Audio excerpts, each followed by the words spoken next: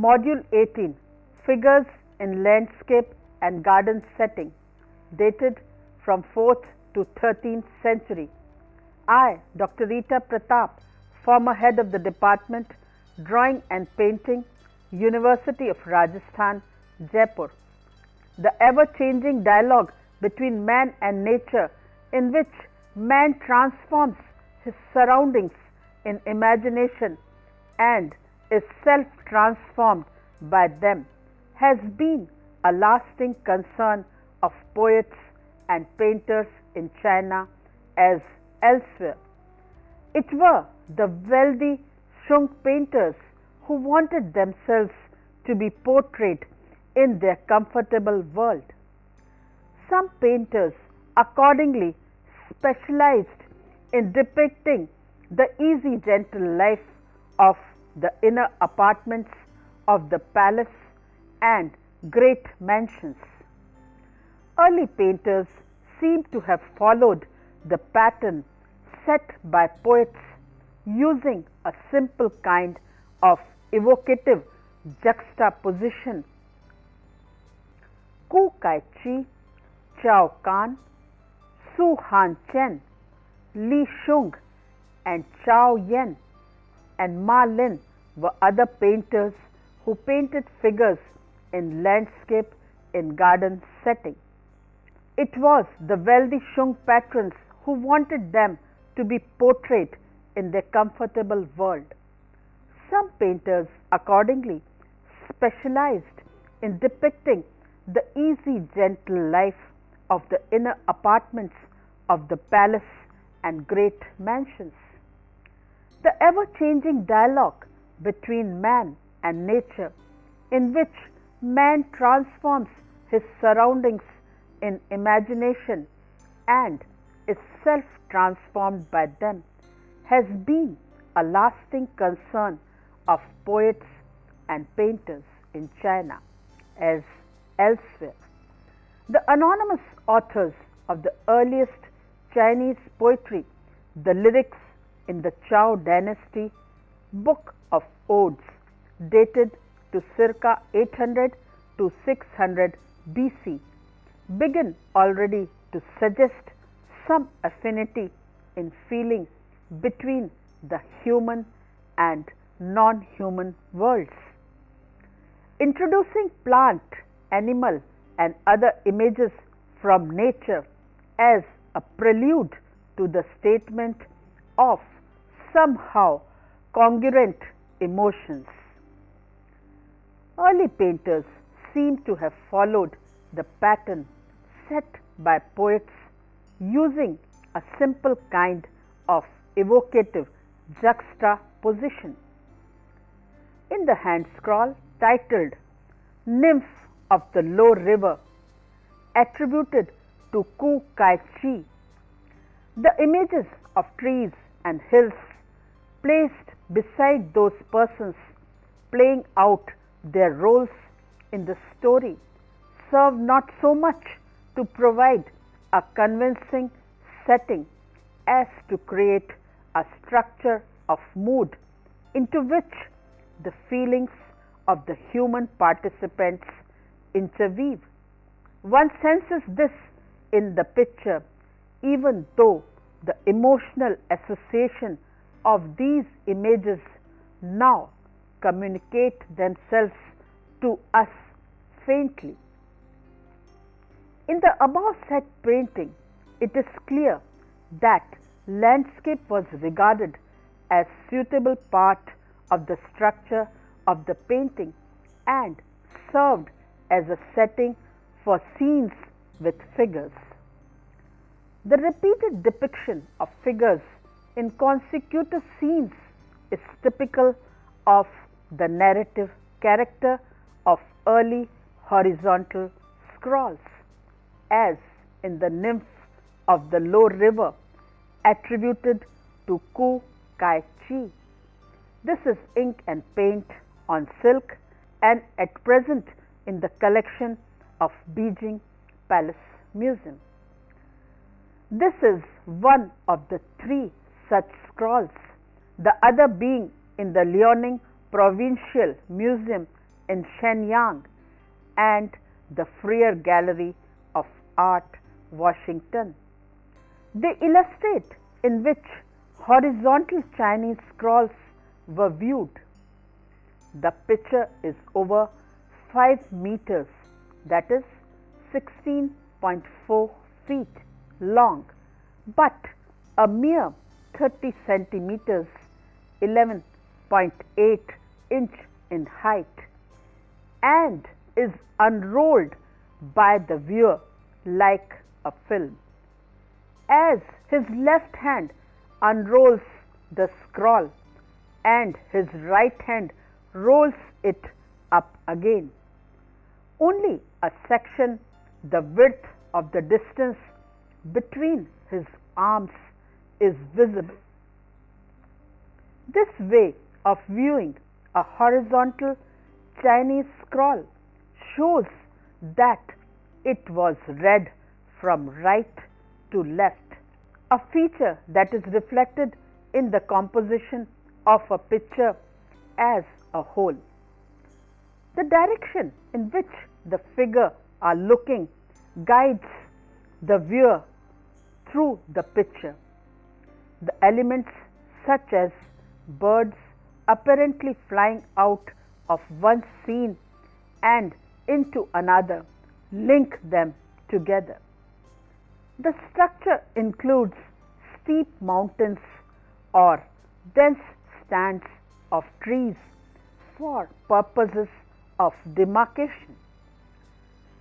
The narrative axis is also the pictorial axis. Figures clearly relate to each other as they communicate or look in the same direction, and the viewer can follow the story through its composition along the axis of the picture. The real and imaginary world is kept apart. Supernatural beings have ribbons wafting around them, sometimes over in the air, while people in the real world are literally earthbound. The scholar poet Cao Chi and his retinue always have solid ground under their feet.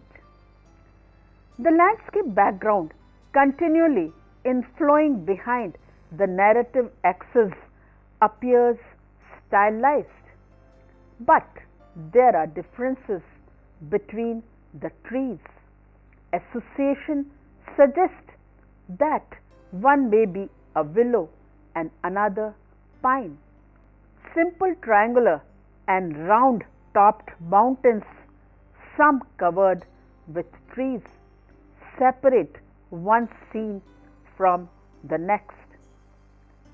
In this painting, the artist enriches the composition both by showing the relationship of the figures and by adding landscape features to the structure. It is like a film unrolling before the viewer's eye. The scroll depicts the chronological sequence of events from the original literary text and is thus a continuum of time, although not of place. The outlines of the figures and the internal contours of folds, hunting bows, and looks of ribbon convey an impression of lavish abundance even without light or shade to give depth. Different colors are used to represent different fabrics, although the actual texture of the fabric is not suggested by the paintings. Choose figures, the main actors in the narrative, and the subsidiary characters are shown as types, finely robed courtiers, concubines, and group of spectators. Their faces may have different expression, but who cannot be regarded as portrait. The anonymous painter of the Emperor Ming Huang's Journey to Shu. It is an 11th century painting, ink and colors on silk, and at present in the Palace Museum collection, Taichung.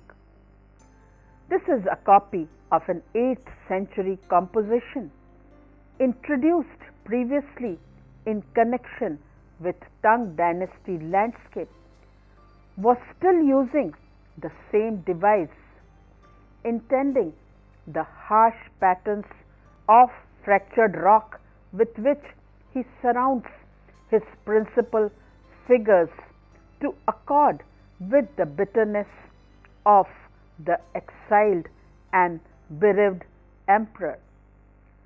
But it is more likely that this was simply his standard manner of depicting rocks and would have been used in any case. The colorfulness of the scene with bright leafed trees and flowers scattered suggests a pleasure outing.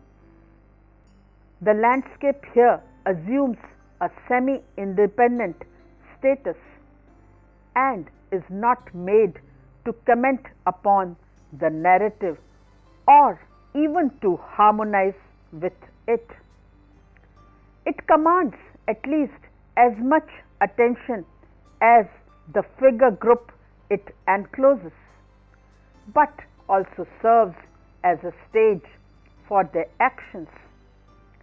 Clefts in the mountains, tree-ringed glades are carefully located so that the players may enter, perform and exit in the most orderly manner.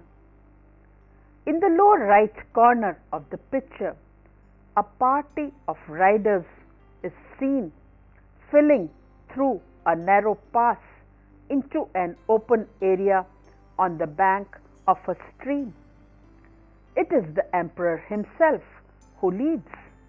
He is identified by his princely bearings and by the 3 tufts of hair into which the mane of his horse is tied.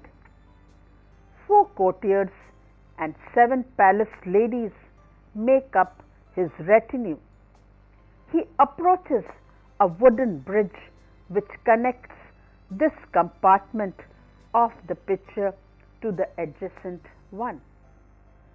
Innovations in landscape during the 5 dynasties and early Shung period, bringing various solutions to the problem of creating a unified space within the picture, opened alternatives to this space cell mode of construction.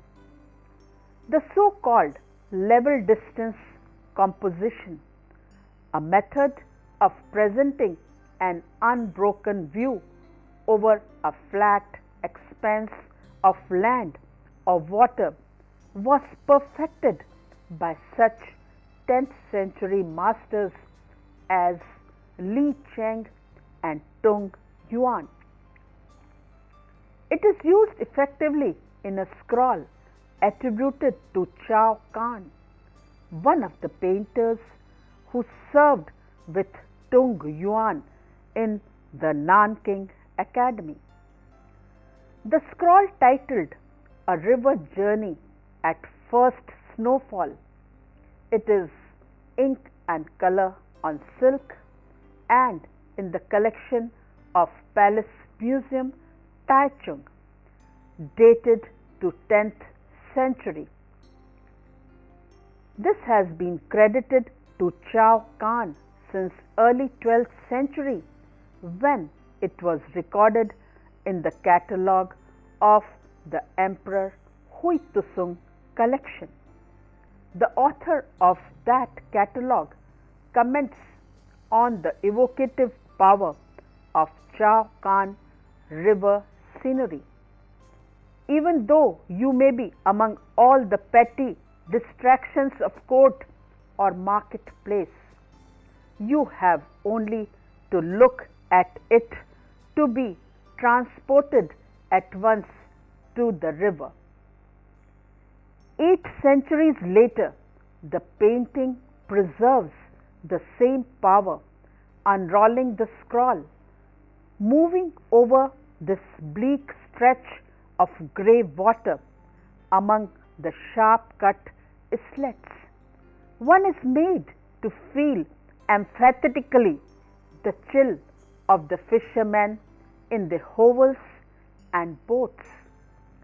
Two of them huddle on fishing platform raised on stilts, protected only by a mat covering from the wind that ruffles the surface of the river and bends the tassels of reeds. In the open water beyond, a punt goes by, poled by two boatmen carrying colorful dresses travelers.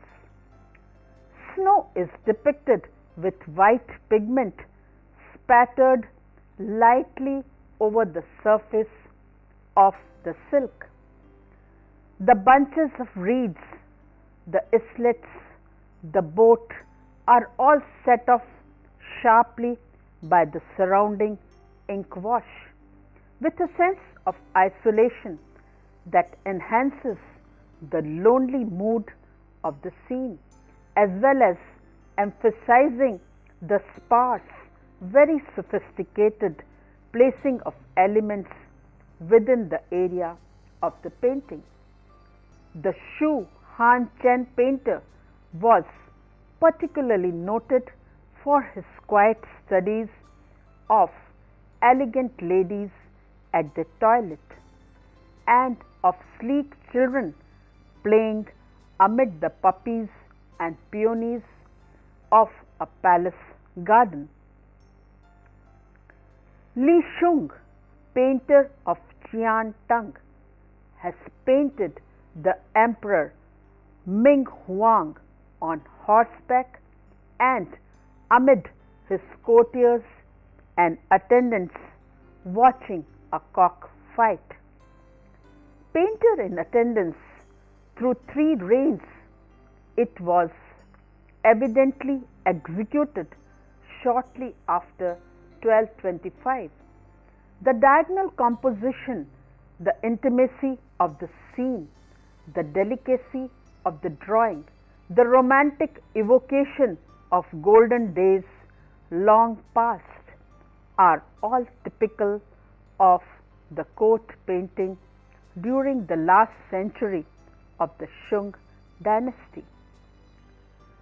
The mastery of arranging forms on the surface and the unfailing sense of correct proportion in laying out the space around and between them is the heritage of Tang painting. This can be admired in a large composition assigned to Chao Yen of the same period, 10th century, representing 8 riders in spring. This is a hanging scroll, ink and colors on silk, and at present in the Palace Museum collection, Taichung. In this scroll, the group of horsemen are displayed with utmost clarity. A balustrade marks the further limit of the scene, which is palace in a courtyard. In a corner formed by a jog, in this balustrade stand 2 trees, an ornamental rock and a short palm. 7 mounted noblemen encircle the emperor, who raises his whip. The drawing is crisp and admirable throughout, the coloring brilliant, like collector painter in later times, he was fond of working in old styles. A 12th century historian writes on leisure days he would usually set himself the task of completing some scrolls in imitation of a well known work by an old master. Perhaps it is such a picture that we have here. In any event, the hand that produced it was endowed in an antique elegance quite worthy of Chow's reputation. Chow Yen was the son-in-law of an emperor of one of the 5 dynasties and a leading collector and patron of art. Besides painting himself, like collector painter in later times, he was fond of working in old styles. An unknown painter of the picture titled Breaking the Balustrade. It is a hanging scroll, ink and color on silk, and at present in the Palace Museum collection, Taichung. Probably an artist of the Imperial Academy working in the 12th century has constructed a more elaborate setting for his drama. The painter has illustrated an edifying anecdote from history concerned with the Han Emperor Cheng Ti, his loyal minister Chu Yun, and the Marquis Chang Yu. Chu Yun's indication against the territorious Marquis overcame his prudence. The story goes, and he asked permission to wield the imperial sword to put him to death.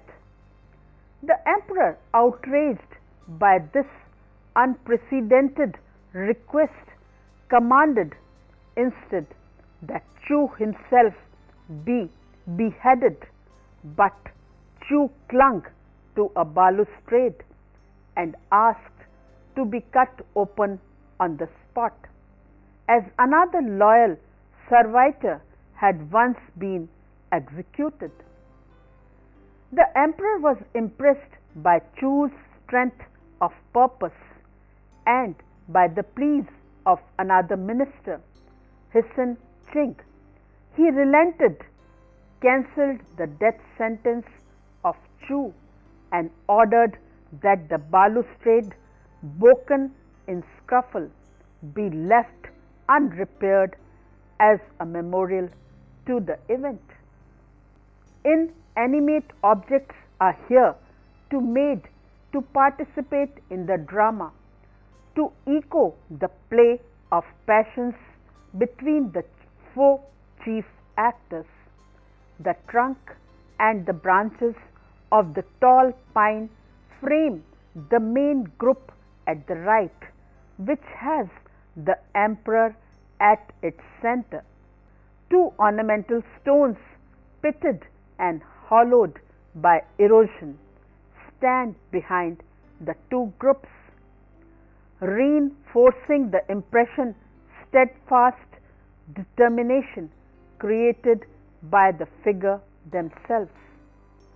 Hissen Ching stands isolated forward of the other. Chang Yu cringes at the emperor's side.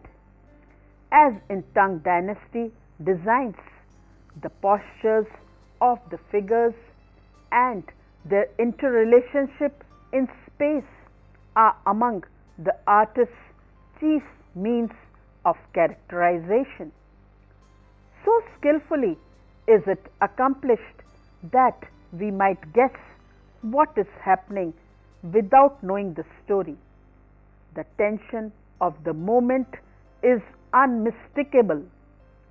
The total success of the picture as narrative, the success of the drawing in combining liveliness with a precision make of this one finest of Chinese figure compositions.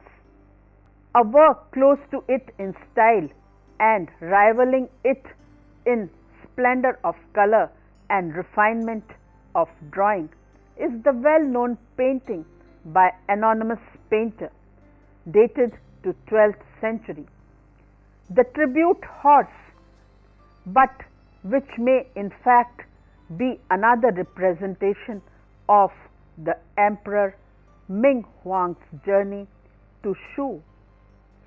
This is a detail of a hanging scroll, ink and colors on silk, and at present in the Metropolitan Museum of Art, New York. A mounted figure not shown in detail has been said to represent Ming Huang.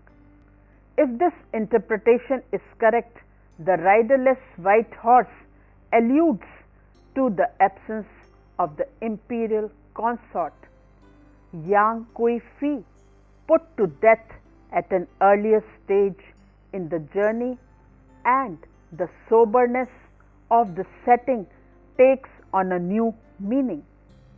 The rich blue, green, crimson and rose hues of the costumes and saddle cloths have softened over the centuries, and the drawing is powdered gold on the trappings is worn and subdued, but the color still glow brilliantly against the deep toned silk ground. Washes of gold on the cliff face above the white horse give a strange luminosity to that part of the picture. It is as if the men and horses were emitting a mysterious light as they pass through the darkened landscape. Here, the splendor of color and refinement of drawing is done beautifully. In paintings of the early period, one can find men moving through nature as travelers or pursue their private concern in midst of the most awesome or entrancing scenery. The same is true of the figure in the painting, a noble scholar under a willow. This is painted by an anonymous painter of the 11th century. It is a hanging scroll, ink and colors on silk, and at the present it is in the Palace Museum collection, Taichung. Here the scholar represented is probably the 4th century poet Tao Yuan Ming, who retired from official life to enjoy the pleasures of the country and became for later ages the ideal scholar recluse. He is shown sitting on a leopard skin rug in a relaxed posture, his head sunk between his shoulders. On the ground before him is a bowl of wine from which he has been drinking, and a scroll of paper blank to receive the poem taking form in his mind. The face is pensive, the eyes narrowed in the thought, an expression of inwardness. The curving willow that encloses the figure only increases this air of introspection. The willow in China is symbolic of sensual elegance. The sterner virtues belong to the pine and bamboo.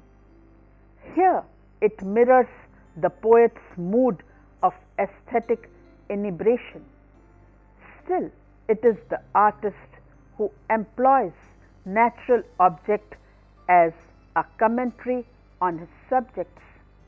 It is not the subject himself who willed them there. In the painting of the 12th and 13th century, especially in the court academy works of that period, a new attitude towards nature becomes apparent, one closer to Occidental romanticism. Those scenes once considered in the West to be most typical of Chinese painting, which portray scholars seated on mountain ledges, gazing at waterfalls or into mysterious voids, are product of this age and the new attitude. The type was created by the late 12th century Academy landscapist Ma Yuan and imitated by his numerous followers. One of the finest surviving specimens of it is by Ma Yuan's son Ma Lin. His signed painting is titled Listening to the Wind in the Pines. His signed painting is titled Listening to the Wind in Pines. This has got a seal with date 1246. It is a hanging scroll, ink and colors on silk, and at present in the Palace Museum collection, Taichung. Here the aesthetic scholar is seated in a tense posture with a sideward glance directed at his boy attendant. The elegant lines of rocks, streams, and distant mountains, refinement of form in the pine trees belong to the world which exists within his mind. He is surrounded in the picture not by nature itself, but by a projection of his emotional response to it. The experience of being emotionally moved by the stimuli of nature, which in 6 dynasties art theory was considered to enrich the expressive content of the work of art, now becomes itself the subject of the work of art. It is presented as cultivated renderings of the real appearances of things. He reprimanded his painters for the most trivial lapses from accuracy. Painters are not to imitate their predecessors, proclaimed a resolution issued to the Academy at the beginning of his reign, but are to depict objects as they exist, true to form and color. Under the pressure of such demands, the painters might have fallen into the worst academism, but they did not. The essence of the Academy's style in Hui Tusung's time is not a photographic fidelity to nature at all. Nature does not bound her creations with such elegant line or dispose them in such exquisite, timeless arrangements. It is rather a crystalline clarity, a sense of perfection ideally achieved. These pellucid visions are derived closely from nature, but set forth with such absolute assurance so as to create their own separate reality. This states the painter is precisely how a pigeon or a branch of flowering plum looks, and no one would dare to doubt him.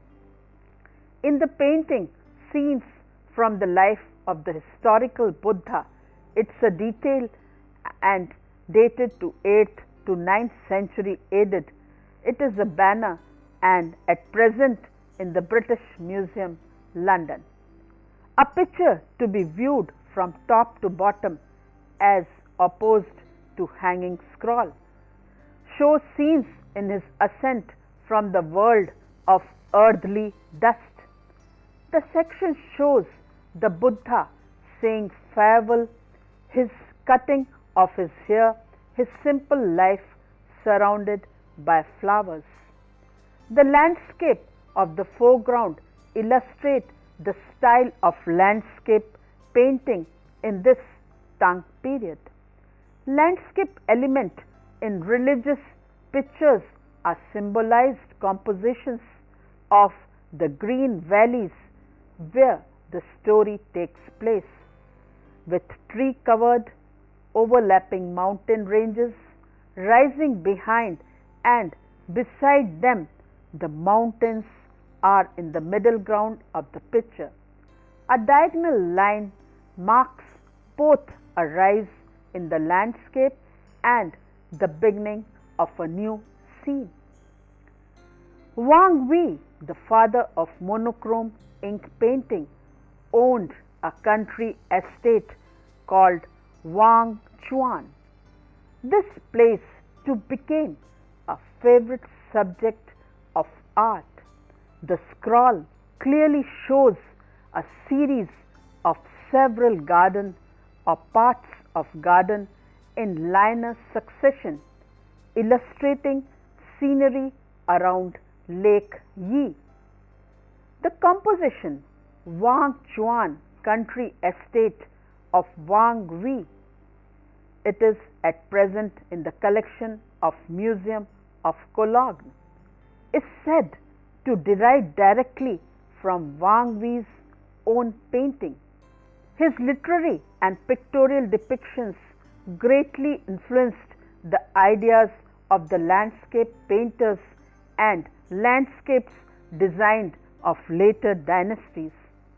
Figures in garden setting of this kind may also have become known in Japan when a second wave of Chinese culture spread eastward.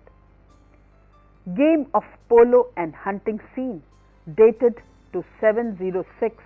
It is a wall painting in the tomb of Prince Chang Huai.